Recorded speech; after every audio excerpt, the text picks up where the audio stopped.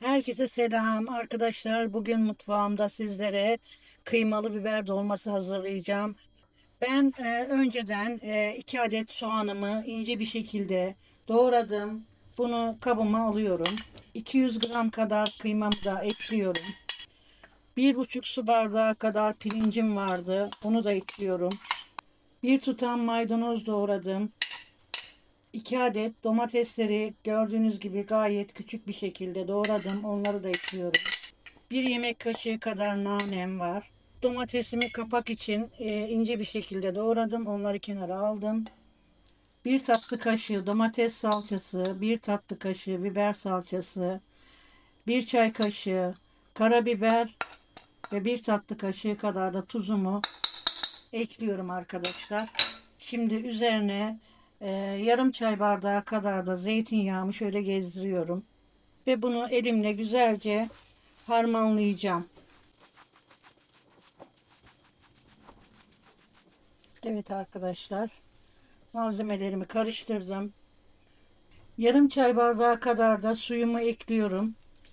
Eğer bu suyu eklemezsek arkadaşlar dolma harcımızın içi kuru olur, piştiği zaman güzel bir tadı olmaz yani. Görüntüsü de güzel olmaz. Kuru bir harcı olur. Lezzetli olmaz. Arkadaşlar ben biberlerimin sap kısmını parmağımla bastırarak çıkardım. İçini temizledim. Güzelce yıkadım. Şimdi doldurmaya başlayacağım. Şimdi harcımızdan alıp yavaş yavaş içine doldurmaya başlıyorum. Ama çok bastırarak doldurmayalım. Yine sert bir iç malzemesi olur o zaman. Şöyle hafifçe parmağımızla bastıralım. Çok hafif.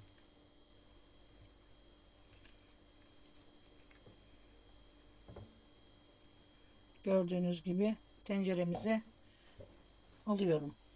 Arkadaşlar benim malzemem biraz arttı. Kapya biberlerim vardı. Onları kestim. İçini temizledim, ayıkladım. Şimdi kalan malzememi de onların içine dolduracağım. Değerlendireceğim. Şimdi domateslerimi, biberlerimi kapak yaparak tencereme diziyorum.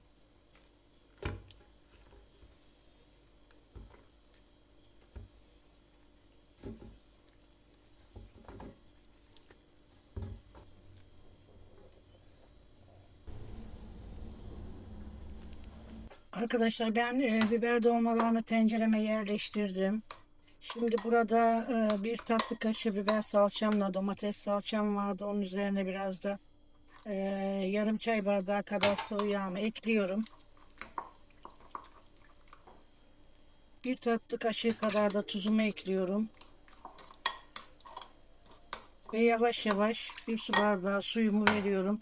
Ben arkadaşlar harcımı önceden pişirmiyorum. Direkt bu şekilde hazırlayıp koyuyorum. Ama dileyen pişirerek de koyabilir.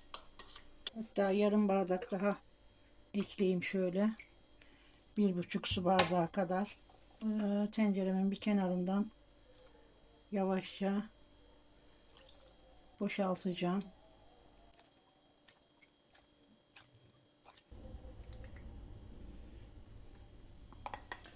Evet arkadaşlar. Gördüğünüz gibi fazla suyu yok. Bu şekilde ocağıma alacağım. Arkadaşlar dolmalarımı ben ocağımın üzerine aldım. Altını yaktım. Yüksek ateşte kaynamaya başladıktan sonra hemen kısık ateşe alacağım. 45 dakika kadar pişmesini bekleyeceğim. İşte kıymalı biber dolmamız hazır. Mis gibi kokusu ve lezzetiyle sofralarınızın baş tacı olacak. Eğer tarifleri kaçırmak istemiyorsanız kanalıma abone olmayı ve bildirimleri açmayı unutmayın lütfen.